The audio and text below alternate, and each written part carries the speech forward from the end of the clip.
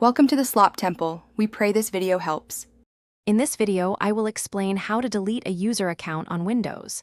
Begin by opening your Settings application, easily found via the Start menu. Once open, click Accounts in the left-hand sidebar. Then, select Other Users to view all accounts on your device.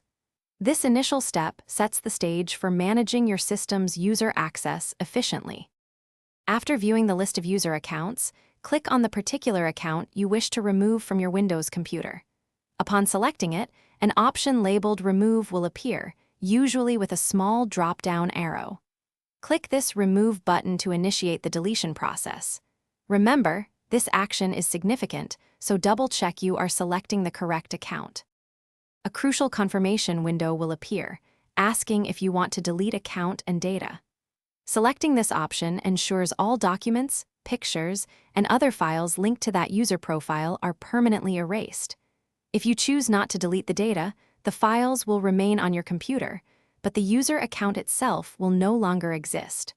Always back up important files before proceeding. Once you have made your selection and confirmed, the user account will immediately vanish from the other users list. This swift removal signifies that the account has been successfully deleted from your Windows system. You can now rest assured that the specified user no longer has access. The process is complete, offering you full control over your computer's user profiles. Thanks for watching.